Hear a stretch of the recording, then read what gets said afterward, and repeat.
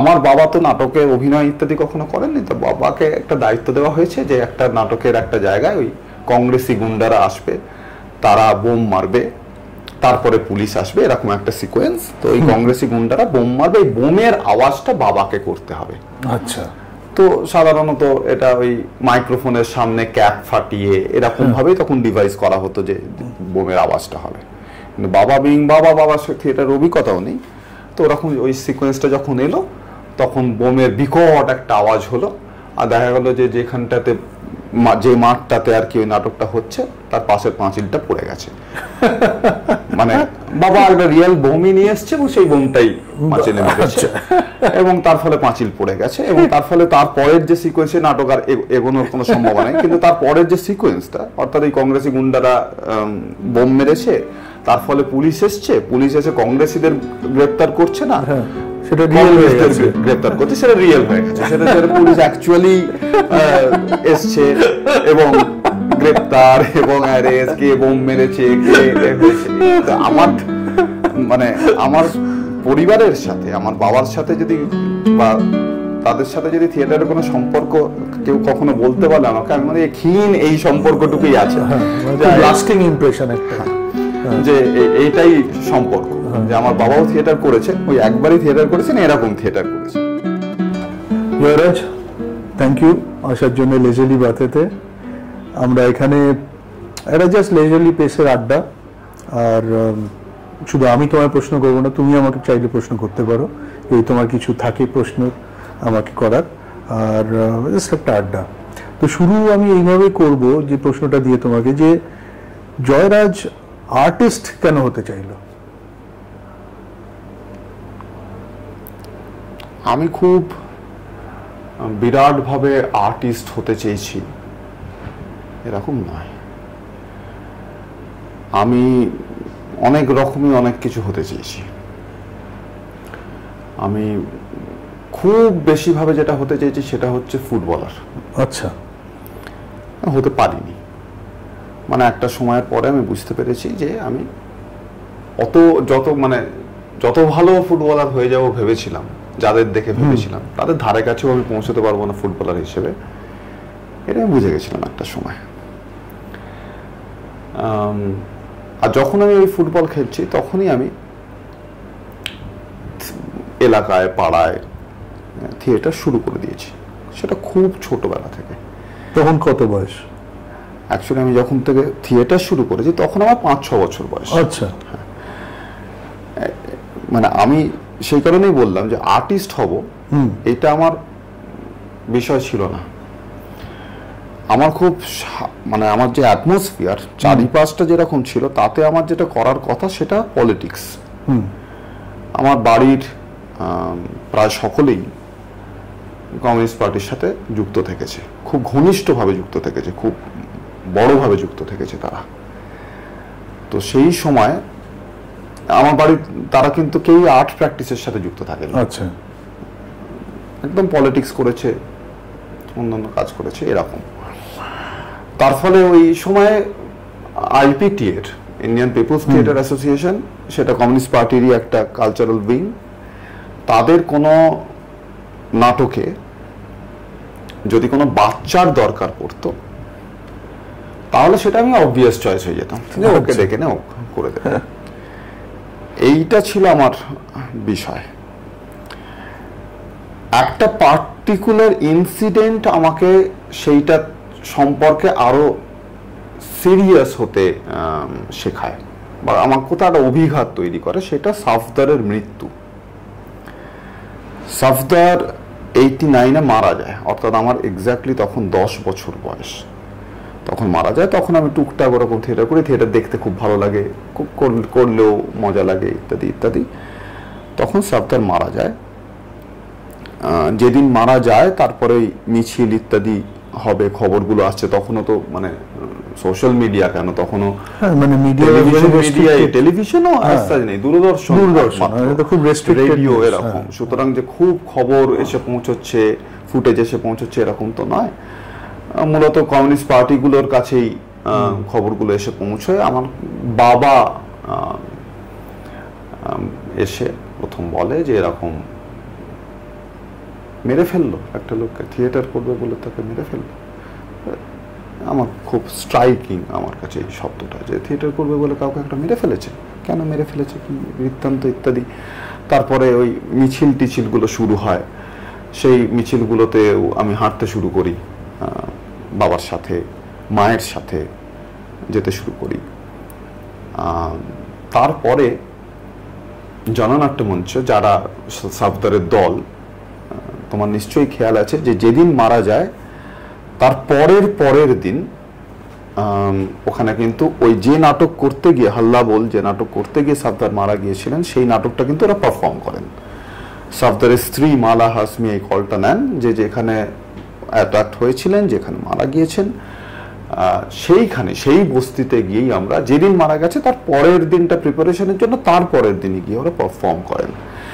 এবং তারপরে ওটা গোটা ভারতবর্ষের একটা কি বলবো চেহারা বদলে যায়, পারফরমেন্সের অ্যাজিটপ্রপ পারফরমেন্সের চেহারাই বদলে যায় তার ফলে। এবং তারপরেই ওরা আমার ধারণা দিন, মানে এক্স্যাক্টলি টাইমটা বলতে আমার ধারণা দিন 15-20 মধ্যে তারা ওয়েস্ট বেঙ্গলে আসে, জায়গায় জায়গায় এই হাল্লা বল নাটকটা পারফর্ম করার জন্য। এবং যেখানেই যেখানেই আসছিলেন সেখানে সেখানে বিশাল ভয়ানক রকমের মানুষের জড়ো হচ্ছিলেন, গ্যাদার করছিলেন। আজকে যেরকম আমরা এখানে প্রোটেস্টের একটা চেহারা দেখছি, সেটা গোটা ভারতবর্ষ জুড়ে সেই সময় হচ্ছিল সাফদারের মৃত্যুকে নিয়ে। তো আমার ওই 10 বছর বয়স, আমিও সেই পারফরমেন্স যে হবে সেটা নিয়ে আমার অত্যন্ত উৎসাহ জাগ্রত হয়। তো আমি চওড়া বস্তিতে আমাদের ওই পারফরমেন্সটা হবে। আচ্ছা, কফি? হ্যাঁ কফি, দুটোই এক তো। আচ্ছা, তোমার coffee. Thank you, thank you কুমির। তো তো চওড়া বস্তিতে ওটা হবে। চওড়া বস্তি আমার একটু বলে, মানে আমার বাড়ির পাশে একটা বস্তি, চওড়া বস্তি। আমি যেখানে হাওড়া শিবপুরে যেখানে বড় হয়েছি, মূলত জুট মিল, তখনও পর্যন্ত জুট মিলগুলো চালু ছিল। এখন সব জুট মিলই প্রায় ওখানে বন্ধ হয়ে গেছে। মূলত জুট মিল ওয়ার্কার্সদের বস্তি। 97%, 98% সেখানের যে পপুলেশন তারা সবাই জুট মিল ওয়ার্কার, এবং তারা ধর্মে মুসলমান এবং হিন্দিভাষী মুসলমান, অত্যন্ত গরিব মুসলমান। এবং চওড়া বস্তি, পিলখানা বস্তি, এই বস্তিগুলো হাওড়ার অনেক সময় সারা পৃথিবীতে একটা পুরস্কার তারা নিয়ে আসতে পেরেছে, মানে ইন নেগেটিভ টার্ম পুরস্কারগুলো এসছে। সেটা হচ্ছে দ্য মোস্ট পপুলেটেড বস্তি স্লামস হিসেবে অনেক সময় পিলখানা বস্তি, চওড়া বস্তিগুলো, এবং মোস্ট পপুলার এবং মোস্ট মানে ডেন্সিটি আর কি মানুষের যেটা, সেটা জনঘনত্বের দিক থেকে, এবং মোস্ট পলিউটেড অ্যাজ ওয়েল। ভয়ানক পলিউশন, মানুষের থাকার কোনো মানে কল্পনাই করা যাবে না যে কিভাবে মানুষ সেখানে থাকে। মানুষ সেখানে যে ঘরগুলোতে থাকে সেখানে মানুষ শিফটে ঘুমোয়। বাবা, মানে এরকমও আছে যে একটা ঘর হয়তো দেখা যাবে 8 জনের সেখানে পরিবার, তার ফলে সবাই একসাথে ঘুমোতে পারবে না। ওই জুট মিলের টাইম শিডিউল অনুযায়ী তাদের ঘুমও ঠিক হয়। মানে ও রাত্রির বেলা কাজ করবে, সুতরাং রাত্রির বেলা আমি তাহলে ঘুমাবো, ও তাহলে সকালবেলা আসবে, সকালবেলাটাও ঘুমাবে, আমি তখন কাজ করতে যাব, এইভাবে ঠিক করতে হতো। মানে এরকম একটা বস্তি। সেই বস্তিতে সাফদারের হাল্লা বল নাটকটা হবে। আগের রাতে ওই বস্তির ওই জায়গাটা যেখানটাতে হবে সেটা পরিষ্কার করা হচ্ছে, স্টেজ বাঁধা হচ্ছে, সব লোকজনেরা এসছে, বড় সবাই গেছে, আমিও বাবার সাথে গিয়েছি রাত্রির বেলা। পরের দিন পারফরমেন্স হবে। আর আমাকে কেউ বাচ্চা বলে কেউ কোনো কাজ করতে দিচ্ছে না। মানে আমারও ইচ্ছে যে আমিও ওই হাতুড়ি দিয়ে মেরে স্টেজটা বানাবো, ময়লা পরিষ্কার করবো, কোদাল দিয়ে সাফ করব। কিন্তু আমি যেহেতু বাচ্চা, মানে সবাই টেক কেয়ার করার জন্যই আমাদের এইটা করছে। তো তাতে আমি খুবই প্রায় কেঁদে ফেলবো, এরকম একটাই আমাকে কেউ কাজ করতে দিচ্ছে না, কান্না পাচ্ছে প্রায়। তা আমি খুবই ডিমোরালাইজড হয়ে বসে রয়েছে। বাবা বুঝতে পেরেছে যে এটা ঠিক হচ্ছে না আর কি। তো বাবা কি করবে আমার মনে আছে এখনো ইনসিডেন্ট। বাবা কাবাব নিয়ে এলো, এবং অবভিয়াসলি গরুর মাংসের কাবাব, চড়া বস্তিতে তো মানে বিখ্যাত গরুর মাংসের কাবাব, তো গরুর মাংসের কাবাব নিয়ে এলো এবং আমাকে এসে বললো যে খা এনে, আরে গরুর মাংস খা, তো কোনো বন্ধুরা এসব গরুর মাংস খেয়েছে নাকি? হ্যাঁ, এসব গরুর মাংস খা, তবে তো গায়ে জোর হবে, স্ট্রেংথ হবে, তবে তো লড়াই করতে পারবি। এই সাবদারকে দেখছিস কিরকম লড়াই করেছে, কত সাহস, তবে তো হবে। এই মানে দ্যাট ওয়াজ দ্য অ্যাটমসফিয়ার। সেইখান থেকেই মানে আমাকে থিয়েটার আরো আরো আরো আরো আকর্ষণ করতে শুরু করলো, আরো আরো টানতে শুরু করলো, এবং আমার মনে হলো যে আমার কতকগুলো কথা বলার আছে, যেগুলো মানিক বন্দ্যোপাধ্যায় আমার অত্যন্ত পছন্দের প্রিয়তম লেখক, তার একটা কথা আছে যে আমার কতকগুলো কথা আছে, কতগুলো অভিজ্ঞতা আছে যেগুলো একান্ত আমার অভিজ্ঞতা, কিন্তু সেগুলো আমি চাই না যেগুলো সেগুলো একান্ত আমার অভিজ্ঞতা হয়েই থাকুক। I want to share those experiences. তো এবং সেইটা করতে আমি পারি হচ্ছে থিয়েটার দিয়ে। সুতরাং আমার ওই আর্ট একটা পেলব একটা জিনিস, একটা দারুণ জিনিস, আমি সেটাতে খুব মোহিত হয়ে গেছি, আমার দারুণভাবে সেটা, এরকম থেকেও আমাকে আমি বলবো যে আমার অ্যাটমসফিয়ার, আমার চাহিদা, আমার কতগুলো কথা বলার আর্জ, কতগুলো অ্যাংস্ট, কতগুলো রেগে যাওয়াকে প্রশমিত করা, তো তার একটা আউটলেট, সেইটা আমাকে থিয়েটারে নিয়ে আসছে। একটা কমিউনিকেশন মিডিয়া উইথ, একেবারেই তাই, মানে নিজের একটা ভেতরের যে কথাগুলো সেগুলোকে এক্সপ্রেস করার একটা প্ল্যাটফর্ম একেবারে সেখান থেকে। বাট যেটা আমার খুব মানে ভালো লাগলো শুনে হচ্ছে যে তোমার যে ইন্সপিরেশনটা, যেটা তোমার বাড়ির থেকে আমি বুঝতে পারছি এসছে, তোমার বাবার থেকে, তোমার মার থেকে, আজকালকার দিনে এই যে জিনিসটা, মানে একজন বাবা বলছে তোমাকে ইন্সপায়ার করছে ওইখানে গিয়ে কাজ করতে, ইনভলভ করছে, আজকাল কি তোমার মনে হয় যে মানে যে পৃথিবীতে বা যে পরিস্থিতির মধ্যে দিয়ে আমরা দেখছি সবাইকে, বা এই শহরটা যেরকমভাবে বদলাচ্ছে, যে এই সাহস বা এই communication between a father and son হয় বা হচ্ছে? আমার তো মনে হয়, আমি এই কথাটার উত্তরও দেবো, এবং আমি বাবার একটা গল্পর কথা বলবো। এই যে আমি বললাম না যে আমি ওরকম কোনো পরিবার থেকে আসিনি, আমার বাবাদের যে পরিবার, সে পরিবার বাংলাদেশ থেকে উদ্বাস্তু হিসেবে এসেছিল, এবং আমার বাবার, তার বাবার অর্থাৎ আমার ঠাকুরদার কোনো স্মৃতি নেই, মানে এত ছোটবেলাতেই তিনি মারা গেছেন, আমার বাবার কোনো স্মৃতি ঠাকুরদা সম্পর্কে নেই। তার ফলে খুব কম বয়স থেকে বাবা অ্যাজ সাচ কোনো পড়াশোনার সুযোগই পায়নি, খুব কম বয়স থেকে বাবাকে কাজ করতে হয়েছে, এবং এই কাজ মানে কোনো কি বলবো, আমাদের আজকের যা সাফল্যের যে নিরিখ মাপা হয়, সেই নিরিখে খুব ভালো কাজ বলে সেগুলোকে গণ্য করা হবে না। আমার বাবা কুলির কাজ করেছেন, মুটের কাজ, একেবারে মাথায় মুট বয়ে যারা নিয়ে যায় তার কাজ আমার বাবাকে করতে হয়েছে, ডেলি লেবারের কাজ করতে হয়েছে, মানে কাজ করলে সেদিন যে কাজ করলে সেদিন পয়সা পাবে, ডেলি ওয়েজে কাজ করেছেন। তারপরে পিডব্লিউডিতে যখন কাজ করতে ঢুকেছেন, সেটাও অ্যাকচুয়ালি একদম লেবার হিসেবে কাজ করতে ঢুকেছেন, ওই রাস্তা রোডসে কাজ করতেন উনি, একদম প্রথমে যে ঢোকা, সে ঢোকা কিন্তু ওই রাস্তায় পিচ লাগানো থেকে এরকম। এই যে আমার বাবা কিছুটা পড়তে পারেন, বিদ্রোহী কবিতা নজরুলের মুখস্থ রাখতে পারতেন এবং আবৃত্তি করতে পারতেন, আমাকে আমার জীবনের প্রথম যে বই, ফার্স্ট বই যেটা বাবা আমাকে এনে দিচ্ছে, সে বইটার নাম সুকুমার রায়ের আবোল তাবোল। এই যে এইটা যে বাবার যে এইটা হতে পেরেছে, এটা হতে পেরেছে তার কারণ কমিউনিস্ট পার্টি ছিল বলে এটা বাবা এটা করতে পেরেছে, আদারওয়াইজ বাবার করতে পারার কথা নয়।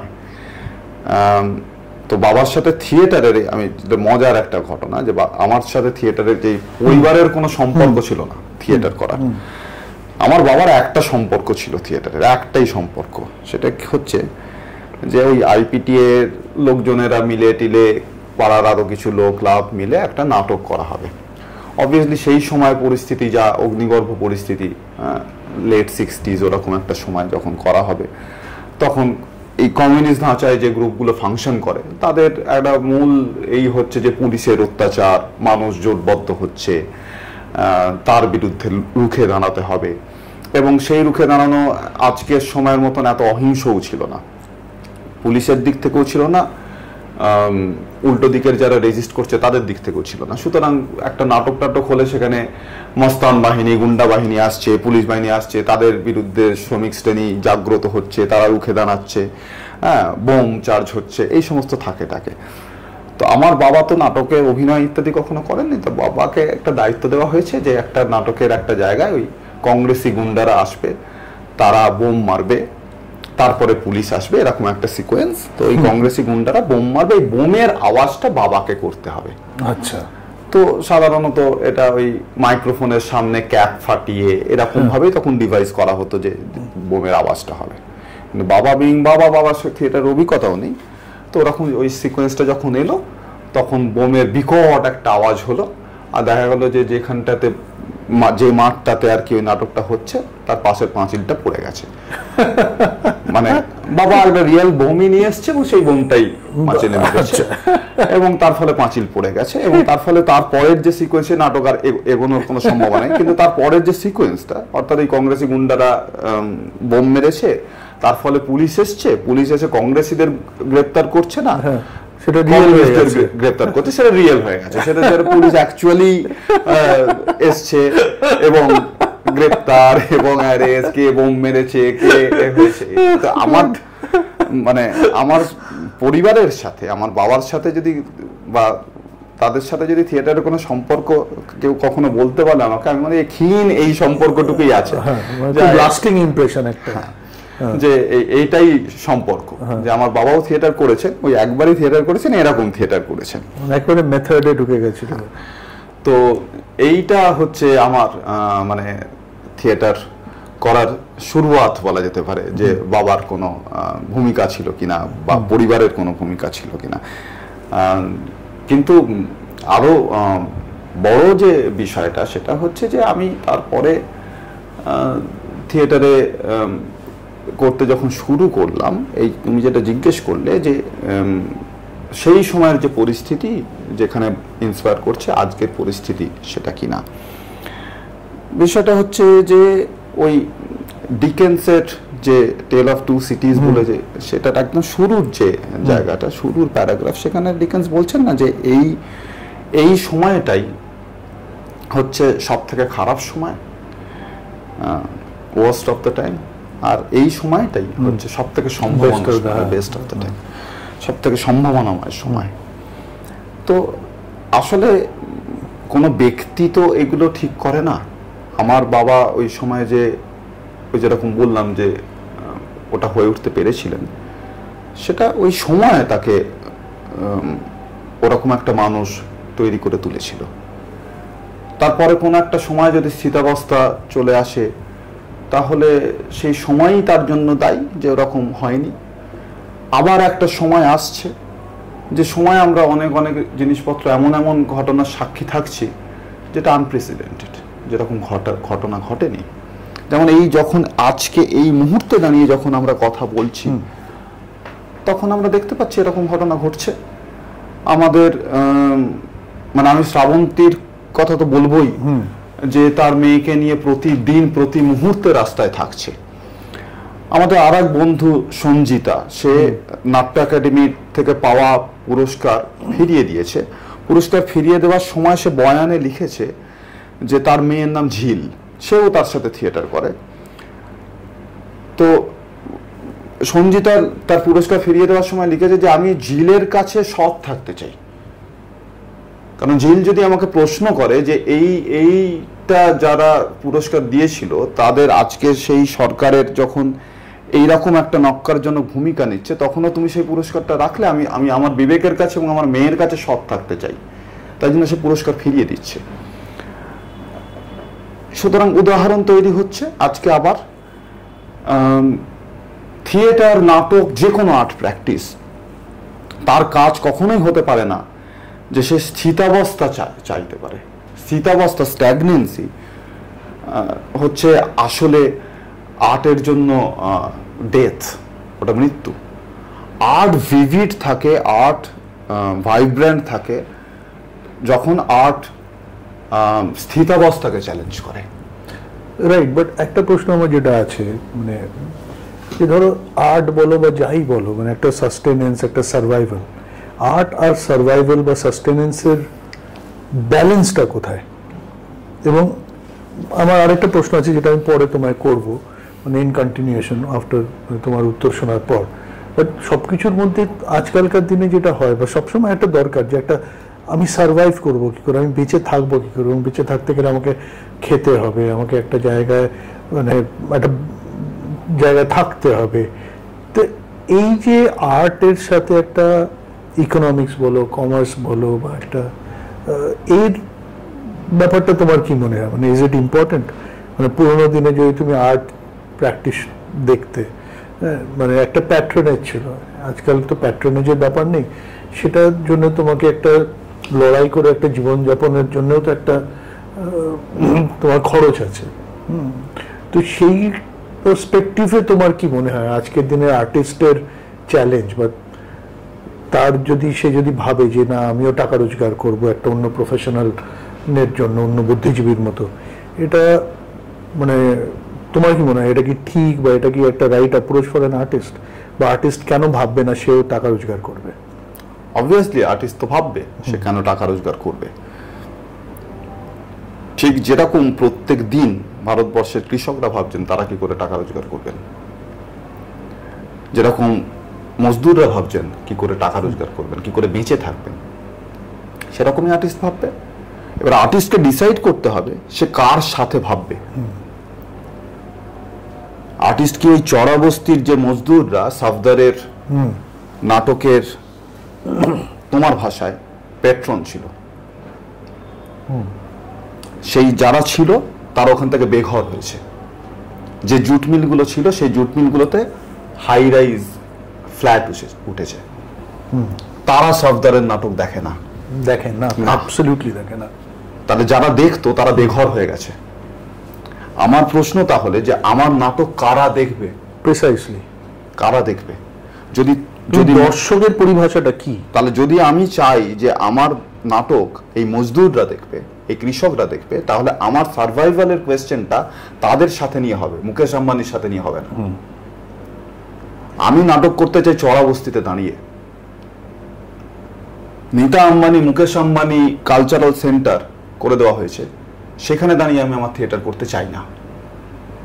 করতে চাইলে আমি সেফ, তাহলে আমি আমার সার্ভাইভালের কথা ভেবে নিচ্ছি, কিন্তু বুঝতে হবে যে আমি সার্ভাইভ করতে পারবো না, কারণ মুকেশ আম্বানি একটা ফোন বানাতে পারে,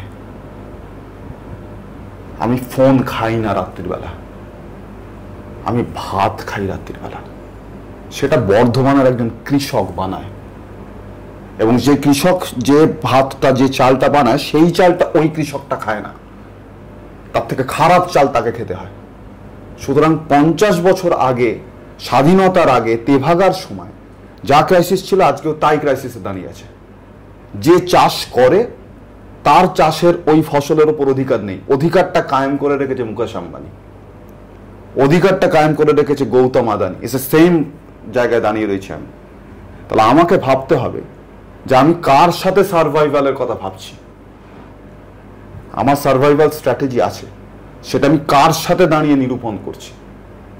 ওই তেভাগার যে ছবিগুলো দেখা যায়, চিত্তপ্রসাদ মিটিং করছে রাত্রির বেলা, কুপি জ্বালিয়ে, হ্যারিকেন জ্বালিয়ে, গ্রামের লোকেরা বসে মিটিং করছে, আজকের পরিস্থিতি তার থেকে কোনো ব্যতিক্রম নয়, কোনো ব্যতিক্রম নয়। এক পরিস্থিতিতে দাঁড়িয়ে রয়েছে।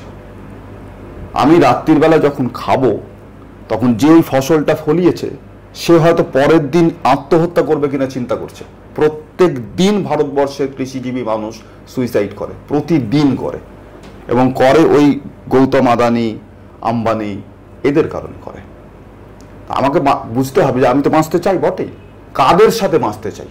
কিন্তু এই যে বাঁচার, সবাই আমরা বাঁচতে চাই আমাদের নিজেদের ভাবে, ঠিক আছে, কিন্তু এইখানে বাঁচতে গেলেও আমাদেরও তো একটা ইকোনমিক একটা সিস্টেম, যেটা ফেয়ার সিস্টেম, আমি একটা অপ্রেসিভ সিস্টেমের কথা বলছি না, এবং সেটাকে আমি বিলিভও করি না, কিন্তু এর মধ্যেও আমাদের একটা একটা একটা কাঠামো বানাতে হবে, একটা ইনফ্রাস্ট্রাকচার বানাতে হবে, যেখানে মানে আমরা সবাই যেন ভালোভাবে সার্ভাইভ করতে পারি, you creating an economic balance.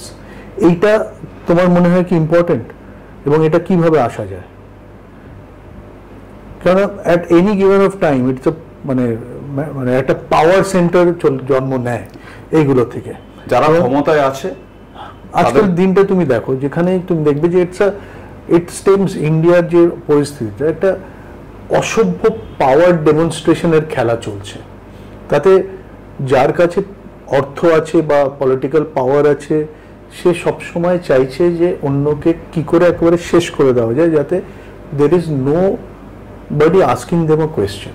But এইটার কাউন্টার যদি করতে হয়, কোথাও একটা ইকোনমিক সলিডারিটি, ইকোনমিক স্ট্রেংথ আমাদের নিয়ে আসতে হবে, যেটা একটা ব্যালেন্সড একটা এনভায়রনমেন্ট আনছে। হ্যাঁ, কিন্তু ব্যালেন্সটা কার সাথে? এক্স্যাক্টলি, এইটা হচ্ছে সব থেকে বড় প্রশ্ন, ব্যালেন্সটা কার সাথে। আমরা যখন এই কথা আলোচনা করছি, কথা বলছি, বুঝতে হবে ভারতবর্ষের ৭৮ বছরের স্বাধীনতা, ৭৮ বছর আগে দাঁড়িয়ে একদম 14ই আগস্ট রাত্রির বেলা যখন ভারতবর্ষের সরকার প্রথম তৈরি হচ্ছে, তখন প্রথম যে নেহেরু কথা বলছেন, সে প্রমিস কি ছিল? Every black marketers will be hanged by the next lamppost. আজকে যদি তুমি ঝোলাতে যাও তাহলে ল্যাম্পপোস্ট কম পড়বে। আমি বলছি না তো, নেহেরু বলছেন every black marketers will be hanged by the next lamppost. Black মার্কেটারদের, কালোবাজারি যারা করছে তাদেরকে ঝুলিয়ে দেওয়া হবে। কোথায় ঝোলাবে? ল্যাম্পপোস্টে ঝোলাবে। আর ল্যাম্পপোস্টেরও মালিক সে। সিএসসির ল্যাম্পপোস্ট তোমাকে খুঁজতে হবে। ও তো এসে গোয়েঙ্কা বলবে, আরে ওটার মালিক আমি, আমাকে কি করে ঝোলাবে? তুমি তো গোয়েঙ্কাকেই ঝোলাবে, ওই তো সব থেকে বড় কালোবাজারি এখানে। কি করে ঝোলাবে তুমি তাকে? বলবে আমি ল্যাম্পপোস্টটাও কিনে নিয়েছি, ও তো দেশই কিনে নিয়েছে, তার সাথে কি ব্যালেন্স হবে? তাকে ফেলতে হবে। হ্যাঁ, বাট ফেলতে গেলেও দেখো, দেশ বলো, সমাজ বলো, বা আমাদের নিজেদের বাড়ির বলো, সেখানেও তো একটা তোমার কোথাও তো আমাদের একটা সাস্টেনেবিলিটি, কোথাও তো একটা ইকোনমিক তো চলছে। সেইটা কিভাবে তোমার মতে একটা প্রসেস বলো, বা একটা কাঠামো বলো, একটা ইনফ্রাস্ট্রাকচার বলো, বাট এর সবের মূলে আমার মনে হয় যে সেই মানসিকতাটা কি করে গড়ে তুলবে, যে আ ফেয়ার এন্টারপ্রেনার। মানে আমিও এন্টারপ্রেনার। বিষয়টা হচ্ছে যে প্রথম বুঝতে হবে যে আমরা অত তালেবর নই, তো আমরা অত বড় তালেবর নই। ভারতবর্ষের বা সারা পৃথিবীর তালেবর যারা কাজ করে তারা, যারা ফুটানি করে তারা নয়, যারা কাজ করে। আমি আবারও বলছি, ওই কৃষক বিদ্রোহ ভারতবর্ষের সব থেকে বড় বিদ্রোহ তারা দেখিয়ে দিয়েছে। আমি মোবাইল ফোন খেয়ে বাঁচি না, ওটা বোঝাতে পারে আমাকে এসে রিলায়েন্স, যে মোবাইল ফোন ছাড়া তোমার জীবন অচল না। আমার জীবন অচল রুটি ছাড়া। এটা ভুল ন্যারেটিভ তারা বারবার দেখিয়ে প্রমাণ করার চেষ্টা করছে, ভুল ন্যারেটিভ। আমি আদানির জন্য, আম্বানির জন্য, টাটার জন্য, বিড়লার জন্য ভারতবর্ষে বেঁচে নেই।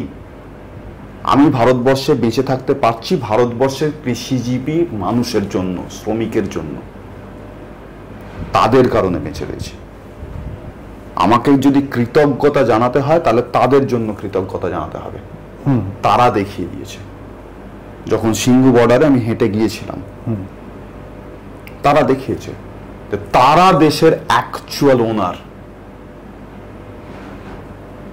আমরা নই। আমরা নই, বা আমাদের সাথে যাদেরকে, আমাদের সাথে যোগাযোগ, দহরম মহরম, যাদেরকে আমরা কেটার করি, তারা নয়।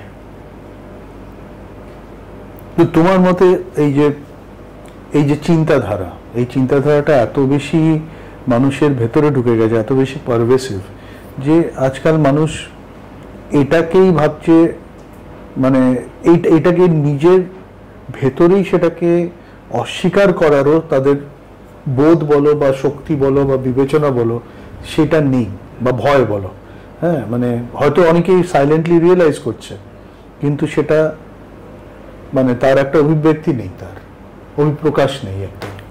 আমি সম্পূর্ণ সহমত নই এটার সাথে। আমরা আবারও বলছি যে আমরা মূলত ভাবছি আমাদের মতন কতিপয় মধ্যবিত্ত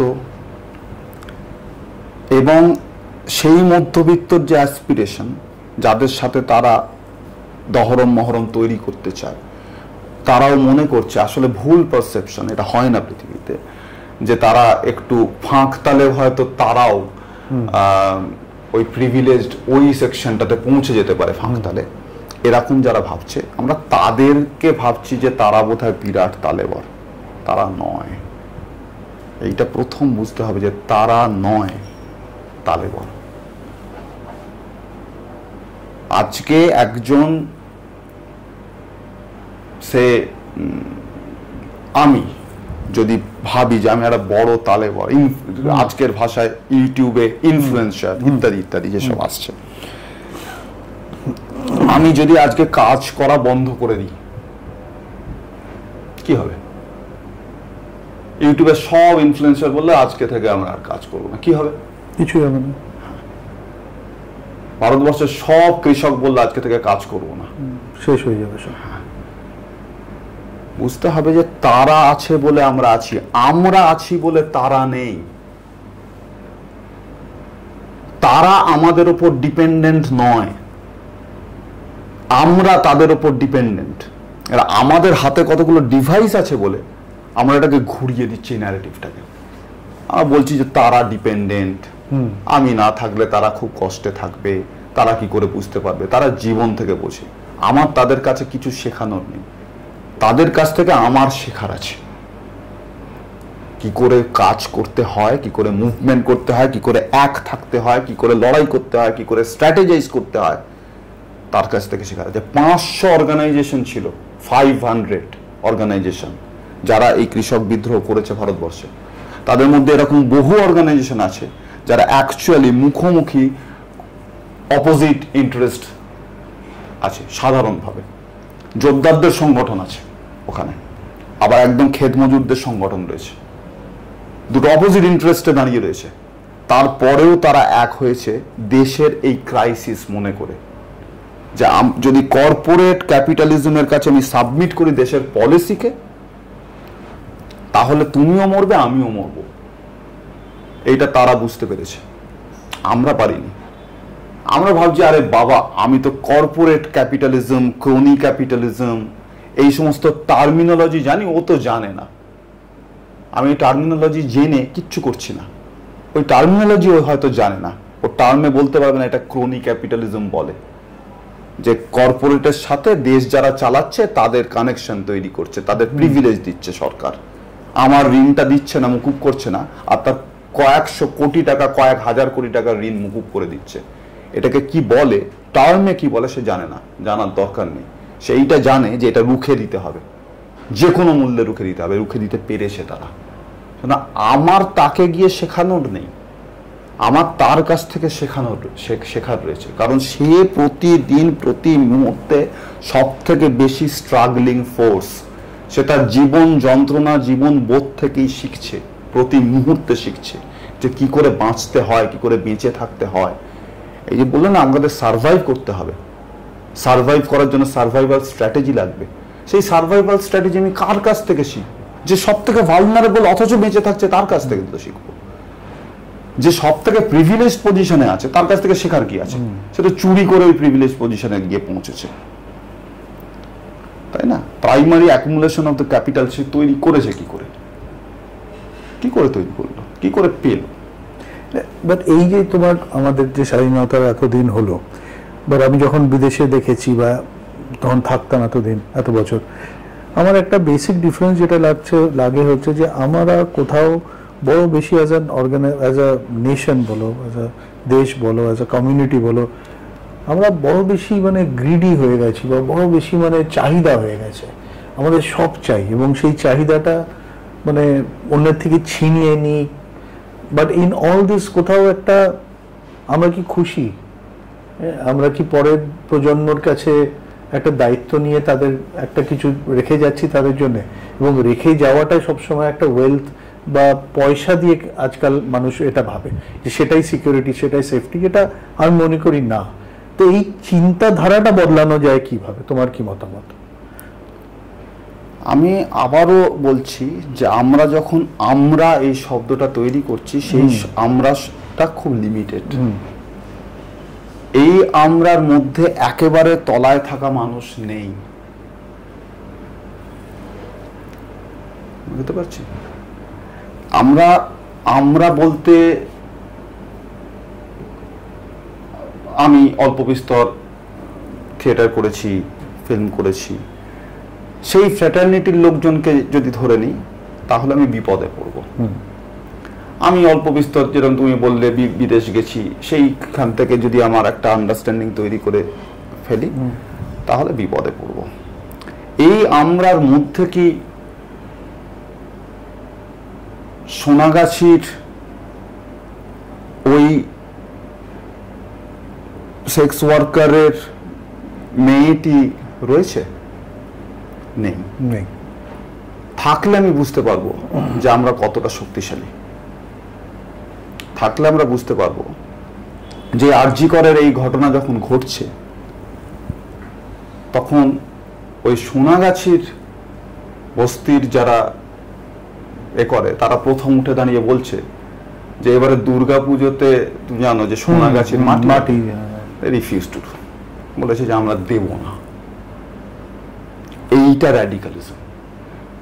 তো এই চেঞ্জটা তোমার মনে হয় আসছে কিভাবে? মানে এই যে একটা মানুষের যে এই যে একটা গণ আন্দোলন, মানে আমি নিজেও এটা ফিল করছি যে ধরো পুজো আসছে, কিন্তু আমার মধ্যে ওই মানে ওই হ্যাপিনেস বা ইউফোরিয়া বা এক্সাইটমেন্টটা ফর সাম রিজন হয়তো আমি সেটা বোঝাতে পারবো না কেন কি। আমি যার সাথেই মানে জঘন্য ঘটনাটি ঘটেছে তাকে চিনি না, আমি মানে সংবাদ মাধ্যমেই দেখেছি, কিন্তু কোথাও এটা একটা অদ্ভুত রকমের আমার ভেতরে একটা দাগ কেটেছে, এবং আমার পরিবারের একটা অদ্ভুত রকমের দাগ কেটেছে, যেটা মানে আমি হয়তো এক্সপ্লেন করতে পারবো না, তার কোনো মানে নেই, কারণ নেই। মানে আমরা আমাদের মতো করে একটা প্রতিবাদ হয়তো করছি, বাট এইটা তোমার মতে এটা মানে এই যে একটা মানে আন্দোলন, এটা উৎসটা এবং সেটা এতদিন ধরে চালিয়ে রেখেছেন মানুষেরা, এটার এই ট্রান্সফরমেশনের মানে কারণটা কি, তোমার কি মনে হয়? দুটো শব্দ আছে, একটা শব্দ হচ্ছে মুভমেন্ট আর একটা শব্দ হচ্ছে টাইম, অর্থাৎ মুহূর্ত আর সময়। সময় বড়, তাই না? টাইম চলছে, আরো চলবেও। আর মুভমেন্ট হচ্ছে এইটা ক্ষণ, এই মুহূর্তটা, তাই না? এই মুহূর্ত কিন্তু ওই বড় সময়টার মধ্যে আছে, তার দোতক। আমরা যারা নিজেদেরকে অল্প বিস্তর মার্কসের দ্বারা ওই আজকের ভাষায় ইনফ্লুয়েন্সড যদি বলি, তাহলে তার মূল দর্শনটা তো হচ্ছে ডায়ালেকটিক্সের উপর দাঁড়িয়ে, সংঘর্ষে দাঁড়িয়ে। এই মুহূর্ত আর সময় একে অপরকে একটা ডায়ালেকটিক্যাল সম্পর্কে থাকে। টাইম, বড় টাইমটা মুহূর্ত তৈরি করে, আবার মুহূর্ত ওই বড় টাইমকে শেপ দেয়। এতদিন ধরে যে অপারেশন চলেছে, সেই অপারেশনকে আজকের মোমেন্টাম এটাকে শেপ দিচ্ছে। আজকের যে আরজি করের ঘটনা ঘটেছে, এই যে মেয়েটির সাথে নৃশংসতা হয়েছে, এই মেয়েটির একই সাথে এই মেয়েটি তো মানে ভাববাদীর কথাই বলছি না, শক্তির একটা লাইন ছিল, মৃত্যুর পরেও যেন হেঁটে যেতে পারি। এই আজকে যত মিছিল হচ্ছে, সব মিছিল ওই মেয়েটা হাঁটছে, সব মিছিল মেয়েটা হাঁটছে। এই যে আমরা বলি না ভূত, মেয়েটার ভূত হাঁটছে। ভূত শব্দের দুটো অর্থ হয়। ভূত হচ্ছে আবার টাইম, সময়, বলি না ভূতপূর্ব, ভূত টাইম হাঁটছে, ওই মেয়েটা হাঁটছে। ওই মেয়েটার সাথে কামদুনির যে মেয়েটি ধর্ষিতা হয়ে খুন হয়েছিল সেও হাঁটছে। ওই মেয়েটার সাথে সুজের জর্ডন সেও হাঁটছে। ওই মেয়েটার সাথে যে বলতে পারছে না প্রতিদিন ধর্ষিত হয় সোনাগাছিতে, নাম না জানা এরকম কত কত ধর্ষণ সোনাগাছিতে প্রতিদিন ঘটে, তারা সবাই হাঁটছে, প্রত্যেকে হাঁটছে। এটা মোমেন্ট। এটা কেন ঘটলো? এটা কামদুনিতে ঘটেনি, সুজের জর্টনে ঘটেনি। প্রতিবাদ হয়েছে, আন্দোলন হয়েছে, কিন্তু এইটা হয়নি। এইটা কেন ঘটলো এইবারে এসে? এটা ঘটলো তার কারণ এই অপারেশন জমছিল, মানুষের যন্ত্রণা হচ্ছিল। মার্কসের আর একটা কোট করবো আমি, এটা হচ্ছে the only antidote to mental suffering is physical pain. মানুষের যে এই যে এত মানসিক যন্ত্রণা, ডিপ্রেসড মানুষ, এর একমাত্র এর থেকে অ্যান্টিডোট, একে অতিক্রম করে দিতে পারে হচ্ছে সে যদি ফিজিক্যালি কাজ করে। তাহলে ফিজিক্যাল পেন, এটার উদাহরণ তুমি পাবে এই যে মহরমে মাতম হয়, কেন করে? এই সমস্ত দেখবে কার্নিভাল, মানে ধর্মীয় যে কার্নিভাল, সেখানে দেখবে তার সাথে একটা যন্ত্রণার সম্পর্ক আছে। আমাদের চড়ক হয়, এই যে সবাই হেঁটে হেঁটে তারকেশ্বরে যাচ্ছে, সমস্ত ক্ষেত্রে, সমস্ত ধর্মের ক্ষেত্রে দেখবে এই যে স্যাক্রিফাইসের ঝোঁক আছে। কেন? তার কারণ ওইটা। মার্কস বলছে যে ধর্ম এক ধরনের আশ্রয় দেয় তাকে, এবং সেই আশ্রয়ের বন্ডিং তৈরি হয় হচ্ছে এরকম একটা ফিজিক্যাল পেন, একটা স্যাক্রিফাইসের ঝোঁক থেকে। আর মানুষ আসলে এই যে যন্ত্রণা, তার থেকে একটা মুক্তি চায়, সব মানুষ চায় একটা। এই মুক্তি কে দিতে পারে? ফিজিক্যাল পেন দিতে পারে। আমি যদি ফিজিক্যাল পেনে তার সাথে একাত্মতা তৈরি হয়, তাহলেই সহমর্মিতা তৈরি হয়। যখন ওই মেয়েটি ধর্ষণের যে নৃশংসতা, তাকে মুখ চেপে ধরে, গলা চেপে ধরে, চোখ দিয়ে তার ব্লাড বেরিয়ে গেছে, এর সাথে প্রত্যেকটা মেয়ে আজকে রিলেট করছে, ফিজিক্যাল পেন দিয়ে রিলেট করছে। আরো ফিজিক্যাল পেন এসে ঢুকে আসতে চাইছে। সে প্রত্যেক দিন রাস্তায় হাঁটতে চাইছে, রাত্রিরে রাস্তায় থাকতে চাইছে, সারা রাত রাত্রিরে রাস্তায় থেকে পরের দিন সকালবেলা কাজ করতে যাচ্ছে। ফিজিক্যাল পেন তাকে ওই মানসিক যন্ত্রণা থেকে বের করে আনছে। এই মোমেন্ট তৈরি করতে পেরেছে এই মেয়েটি। এই মেয়েটি কেন পারলো? তার কারণ তোমার বা আমার এরকম হতেই পারে যে কোনোদিন একজন ফিল্ম মেকারকে দরকার পড়বে না ইন্টারাক্ট করার জন্য, কখনো লাগবে না, হতেই পারে। কোনো পাইলটকে কখনো আমার বাবার প্রয়োজন পড়েনি, কোনো এয়ার হোস্টেসকে আমার বাবার কখনো প্রয়োজন পড়েনি, কোনো সফটওয়্যার ইঞ্জিনিয়ারকে হতেই পারে যে আমার মায়ের কোনোদিন প্রয়োজন পড়েনি ইন্টারাক্ট করার জন্য। আমার বড় মাসিকে কোনোদিন পুলিশের সাথে ইন্টারাক্ট করতে হয়নি, কিছু চাইতেও হয়নি, কোনো অভিযোগও জানাতে হয়নি। আচ্ছা, এরকম উদাহরণ। কোনো নেতার কাছে যেতে হয়নি, সারা জীবন কাটিয়ে দিতে পারে। পৃথিবীতে একজন মানুষ বলতে পারবে না যে সে তার জীবনে কোনোদিন ডাক্তারের সাথে ইন্টারাক্ট করতে হবে না, মানে আজকের নিরিখে বলে না, সে চড়ক, সুশ্রুত, এই যে যারা মেডিকেল সাপোর্ট দেয়, সেবা করে, তার সাথে ইন্টারাক্ট করতে হবে না, এরকম ঘটবে না। এটা কোনো রাষ্ট্র থেকে তৈরি করে দেওয়া সম্পর্ক নয়।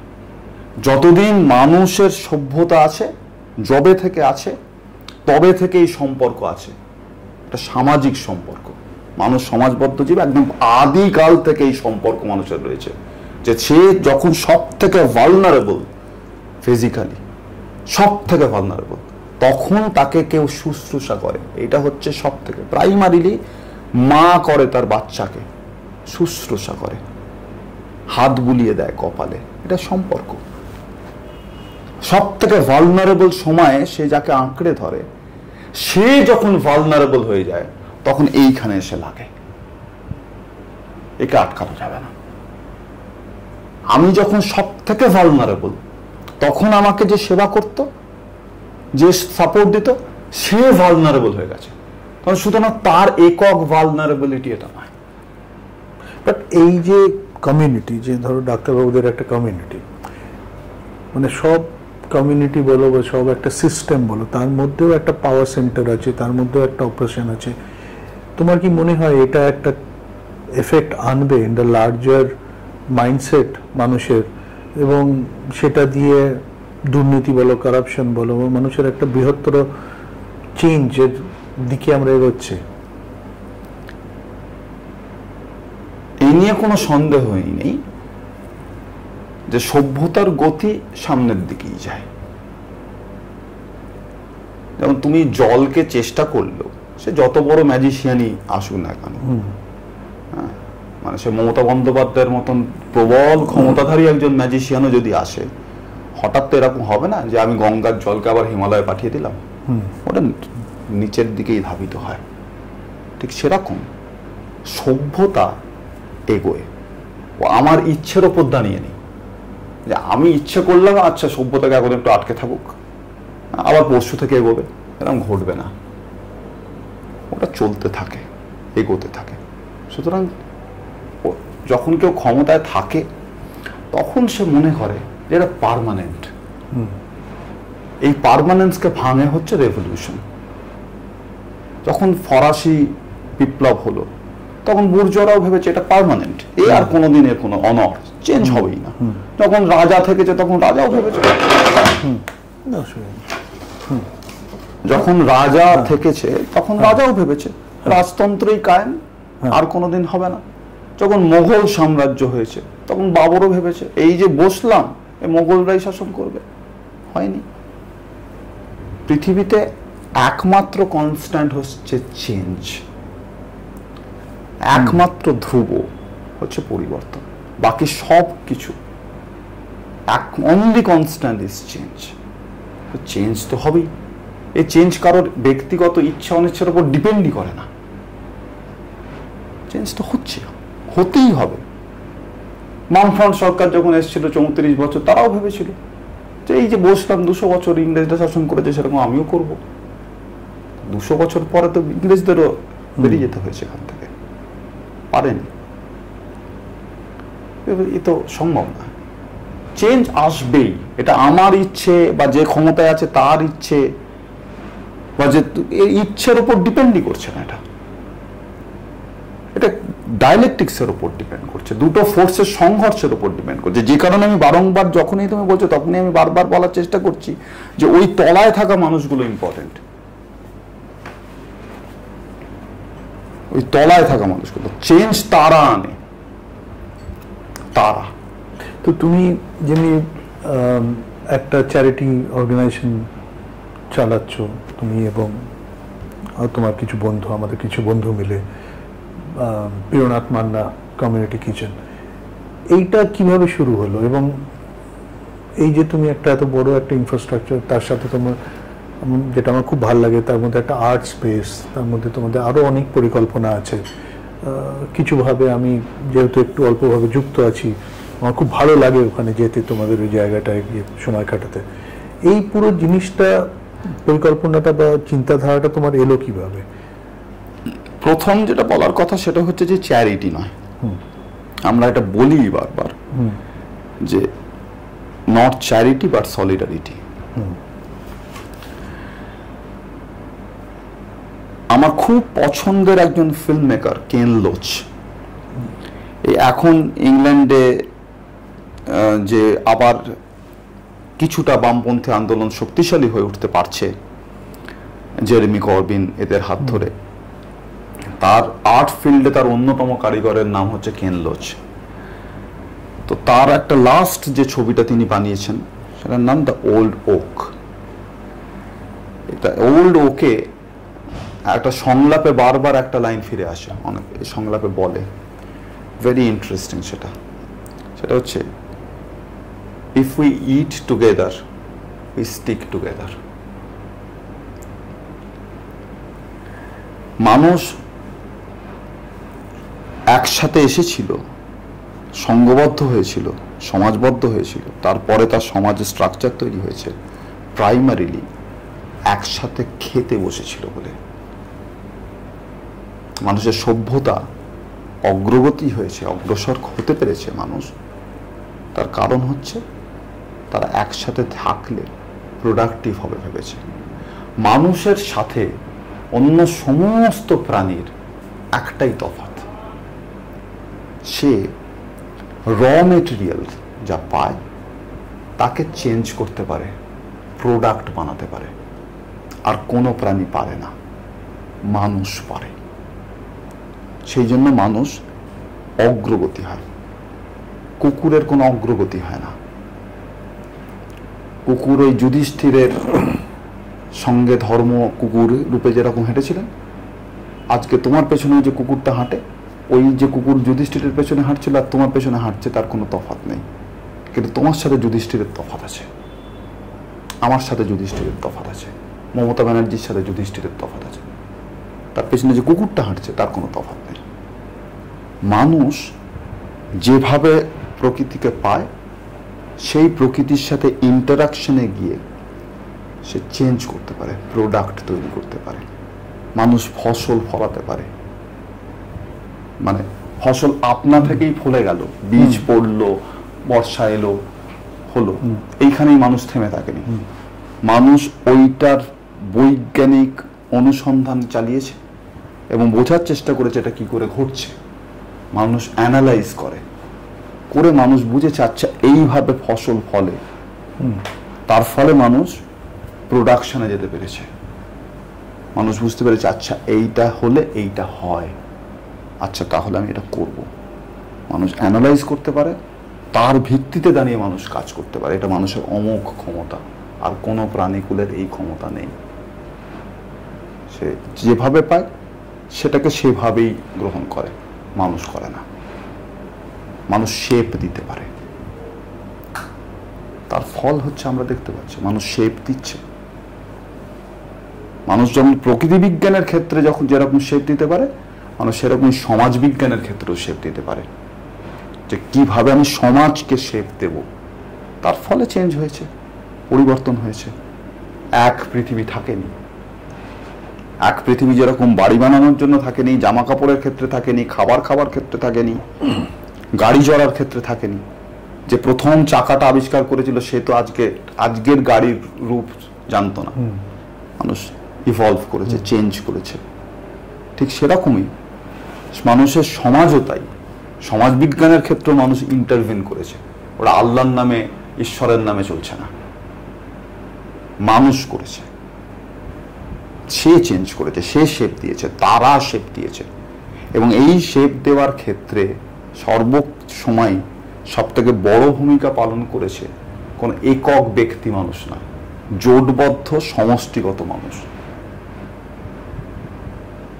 So if we eat together, we stick together. জোট মানুষকে বাঁধতে শেখায়। কখন আমরা জোট বেঁধেছিলাম? আমি কোনো চ্যারিটি করিনি, আমরা কোনো চ্যারিটি করিনি। আমরা জোট বেঁধেছিলাম যখন মানুষ হিসেবে আমরা সব থেকে ভালনারেবল হয়ে গেছিলাম, জোটবদ্ধ মানুষ হিসেবে সব থেকে ভালনারেবল। তখন ওই এক কথা, করোনার সময় যখন এই ঘটনা ঘটছিল, তখন যতটা ভালনারেবল অমিতাভ বচ্চন, ততটাই ভালনারেবল হচ্ছে আমার চড়া বস্তির ওই মজদুরটা, কাজ হারানো মজদুরটা। অ্যাকচুয়ালি অমিতাভ বচ্চন ওই মজদুরটার থেকে একটু বেশি ভালনারেবল। কারণ ওই যে চড়া বস্তির লোকটা, ও একটা হাঁক দিলে ইমিডিয়েটলি 1000 লোক, ইমিডিয়েটলি। হ্যাঁ, কিন্তু অমিতাভ বচ্চনের ওই হাঁক দেওয়ার জন্য ও আম্বানির ওপর ডিপেন্ডেন্ট। ওকে হাঁকও দিতে হবে রিলায়েন্সের একটা ক্যামেরা করে সামনে বসিয়ে, হাঁক দিতে ভুলে গেছে। ও বস্তিতে ঢুকতে পারবে না, বস্তির লোকেরাই ওকে গিয়ে বাঁচাবে। আমি ওই জন্য আবারও বলছি, ওপরের লোকরা তলার লোকের ওপর ডিপেন্ডেন্ট। এটা আমরা ভাবতে ভালোবাসি যে তলার লোকেরা আমাদের উপর ডিপেন্ডেন্ট। একটা কুৎসিত টার্ম আমরা তৈরি করেছি ইকোনমিক্স এর ক্ষেত্রে, না, ট্রিকল ডাউন ইকোনমিক্স। অর্থাৎ ওপর থেকে চুইয়ে চুইয়ে পড়বে, ট্রিকল ডাউন হবে, তাই জন্য তারা বেঁচে থাকতে পারবে। তারা যদি সরে যায় শূন্যের ওপর, তুমি না, আমি যেটা বলছিলাম যে চেঞ্জ কোনো ব্যক্তি মানুষের উপর ডিপেন্ড করে না, চেঞ্জ জনতার উপর ডিপেন্ড করে। এবং আরো স্পষ্ট করে বললে তলায় থাকা জনতার উপর ডিপেন্ড করে। সারা পৃথিবীতে যত পরিবর্তন এসছে, সামাজিক পরিবর্তন, তা এসছে তলায় থাকা জনতা করেছে, খেটে খাওয়া মানুষ করেছে সেই পরিবর্তন। তোমাদের এই যে কমিউনিটি কিচেনটা তোমরা চালাচ্ছ, এবং মানে তাতে প্রচুর লোক তোমাদের সাথে যুক্ত আছেন, সকাল থেকে কাজ হচ্ছে, মানে পেছনে একটা বিরাট বড় একটা এফার্ট আছে, ম্যানেজমেন্ট আছে, প্রসেস আছে। এইটা মানে তুমি এত লোককে যুক্ত করলে কিভাবে? মানে এই পুরো জিনিসটাকে দাঁড় করানো তো একটা মানে সহজ ব্যাপার না। একজনের কথা বলতে হবে যারা আমাকে কিছুটা ইনফ্লুয়েন্স করেছে, তার মধ্যে মানে এই অ্যান্সারটা আমার একটু বড়ই হয়ে যাবে। হ্যাঁ হ্যাঁ। তার মধ্যে একজন হচ্ছেন গান্ধী। আমি গান্ধীবাদী নই, পার্টিকুলারলি রাজনীতির যে মেথড সেখানে একেবারেই গান্ধীবাদী নেই। আমি রাদার মাওয়িস্ট, মানে গান্ধীর ঠিক উল্টো দিকে যে দাঁড়িয়ে রয়েছে প্রায়। কিন্তু গান্ধীর একটা কথা আমি বলতে চাইবো, কোট করতে চাইবো, সেটা হচ্ছে যে গান্ধীকে যখন জিজ্ঞেস করা হয়, ব্রিটিশ সাংবাদিক তিনি জিজ্ঞেস করছেন যে তোমরা কবে, মানে তোমাদের দেশ কবে আমাদের স্ট্যান্ডার্ড অফ লিভিং এ পৌঁছতে পারবে, ব্রিটেনের স্ট্যান্ডার্ড অফ লিভিং এ। তাতে গান্ধী তাকে পাল্টা বলছেন যে তোমাদের ওইটুকু একটা দেশ, ওইটুকু তার জনসংখ্যা, তার ওই স্ট্যান্ডার্ড অফ লিভিং এ পৌঁছানোর জন্য তোমাকে এত এত এত দেশে কলোনি তৈরি করতে হয়েছে, তাদের শোষণ করতে হয়েছে। আমাদের তাহলে যদি ওই স্ট্যান্ডার্ড অফ লিভিং এ পৌঁছতে হয়, আমার দেশকে এবং আমার দেশের জনগণকে নিয়ে যেতে হয়, তাহলে পৃথিবীটা ছোট পড়বে। মানে গোটা পৃথিবীতে কলোনি করে ফেললেও ছোট হবে, তাহলে অন্য পৃথিবী অন্য হয়ে যেতে হবে, তাদের উপর অত্যাচার করতে হবে, তাদের শোষণ করতে হবে, তাহলে ঘটবে।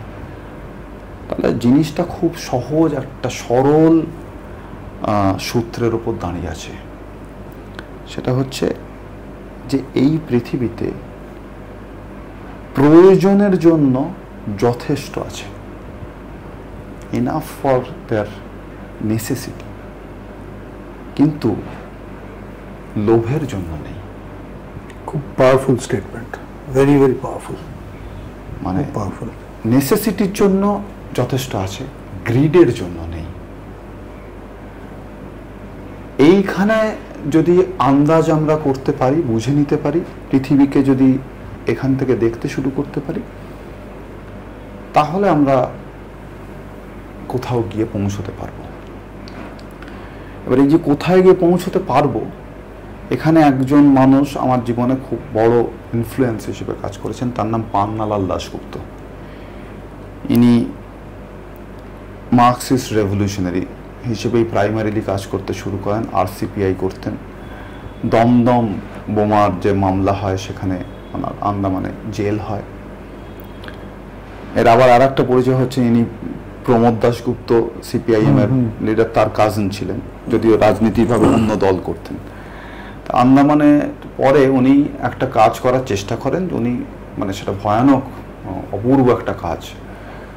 সেটা হচ্ছে যে উনি মার্কস, গান্ধী এবং রবীন্দ্রনাথ, এই তিনজনের ভাবনার মধ্যে একটা সমন্বয় তৈরি করার চেষ্টা করেন।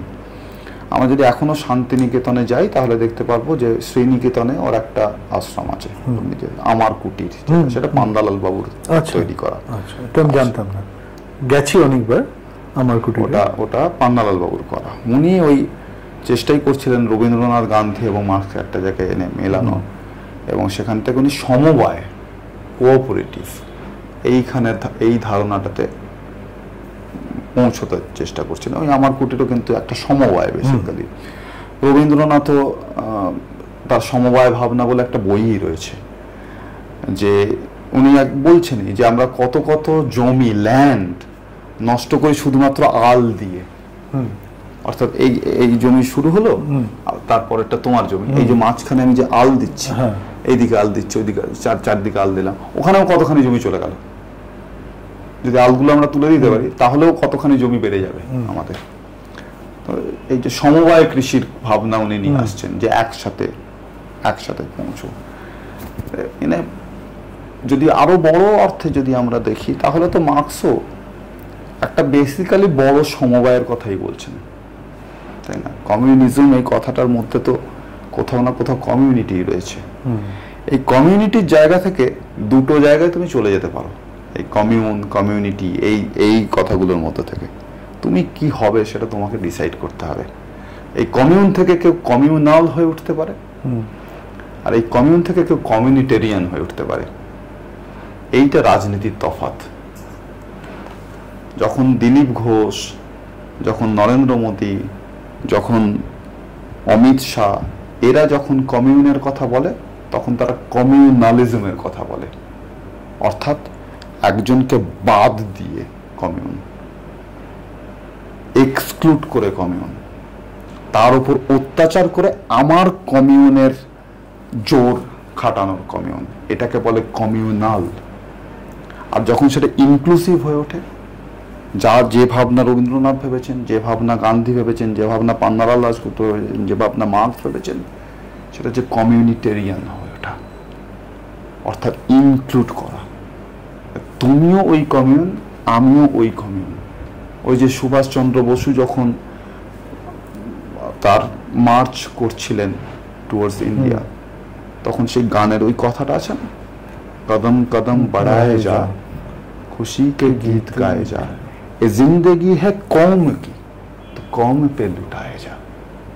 তোমার জীবনটা শুধু তোমার একক জীবন নয়, তোমার জীবনটা আসলে কৌমের জীবন, কৌম জীবন, একক জীবন নয়।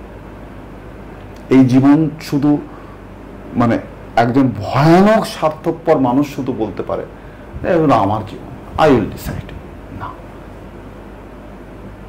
তোমাকে খাওয়াচ্ছে, তোমাকে পড়াচ্ছে, তোমাকে বড় করছে, এই সমস্ত পেছনে তোমার কৌম তা সে রয়েছে।